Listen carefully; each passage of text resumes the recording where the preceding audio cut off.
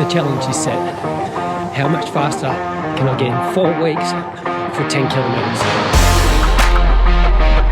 After the half marathon and 10 kilometre, I needed another goal. Given how the world's been over the last year and that things are not as predictable as they used to be, I'm not looking so far ahead and not having as concrete goals or plans for races. With only 4 weeks after the 10k race, I've got a race lined up. It's the Victorian Emergency Services Games, and it's going to be the 10 kilometre cross country. The Emergency Services Games is a collection of sports, basically the local Olympics for emergency services. When you have a goal, you need a plan. And to get that plan, you need to know what's required to reach that goal, and you need to know where you are right now. What's required to perform well at a 10k cross country? A high VO2 max, a high second lactate threshold, and the ability to handle a moderate accumulation or a moderate rise of lactic acid doses and still be able to run fast. And in cross country, the other is to be able to perform well on the hills and over the varying terrain. So my VO2 max isn't as great as it used to be, but it's on the improve. My LT2 or anaerobic threshold relative to my VO2 max is actually pretty good. It's probably one of the reasons why I quite like the half marathon race distance. Basic endurance is improving, and I'm quite comfortable at LT1 paces.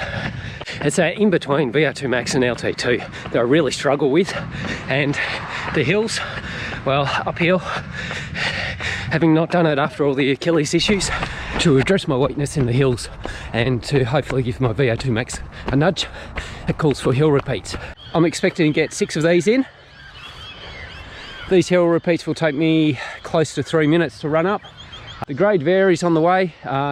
It's pretty good footing underneath, mixture of grass and dirt, fairly hard packed, and easy jog down recovery. And hopefully I'll get the intensity up to around maybe a bit above VO2 max. But the most important thing in this session is get my form right, make sure I get the spring, and make sure I get the proper range of motion that I want on the hills. Now, the thing with the hill repeats is I haven't done any of them for quite a long time because of the Achilles injury, and it's running uphill that has been aggravating it in the past. I hope I've built the strength, I hope I've got the recovery where I can handle this session. We'll find out. I was hoping to make 6, only made 3. So why call it at 3? Well, first interval was 2:57, 3:06 and 3:13, and I was really struggling to hold the form together. My legs were burning within the first one, and that was hard to hold it together in the third. So did I get the intensity right? Maybe I overshot it a little bit. What I didn't predict is how limited my anaerobic capacity and tolerance is, and it's really low.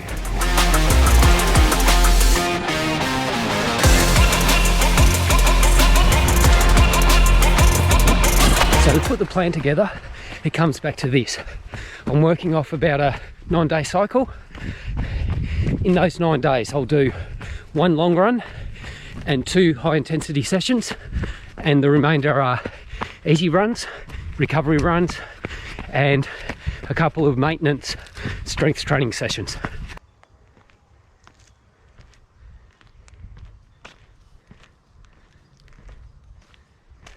The long runs will be 2 hours. We'll be in zone 2 for me, which is below the first lactate threshold. So between about 67% to 80% of my max heart rate. And it's all on trails. For the high intensity sessions, there's 3 types. 1, the 8 by 1000 meters at critical velocity with about a 200 meter jog in between.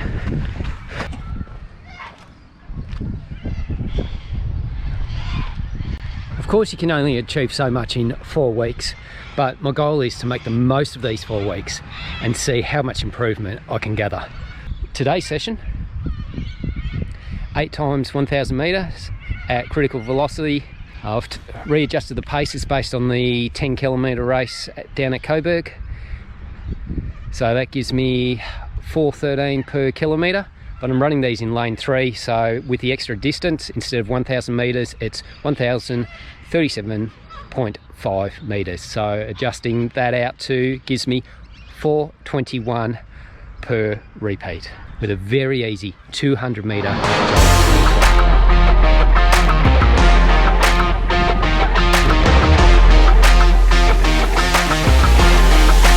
Alright, 8 by 1,000 metres done. A bit faster than anticipated. That's a good thing, and a bit more comfortable than anticipated. So maybe I am bumping up the fitness.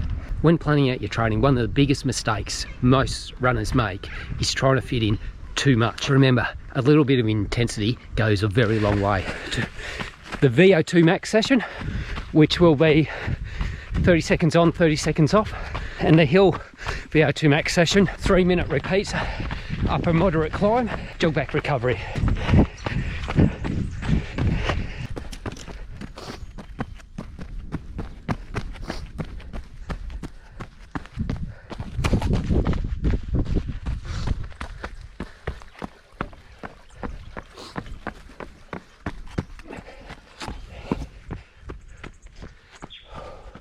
So I'll perform a key run, whether it's a high intensity or a long run, about every 3rd day.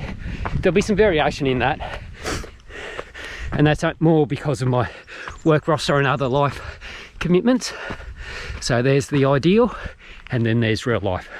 So I know I need to really improve my hill running, or the uphill portion anyway, and the temptation is to really smash out a lot of hill work, a lot of fast attempts at running uphill, but I haven't been doing that in training for such a long time, and with the Achilles as the weak point, smashing it out would likely lead to injury and other issues. So it's a conservative approach, getting just enough to get a stimulus, and hopefully that's enough. And the goal for the hill training is to reduce it as a weakness for me. I'm not expecting to make it a key point for me or a key strategy, just not to get dropped on them. If I can do that, then I can do some damage on the downhills.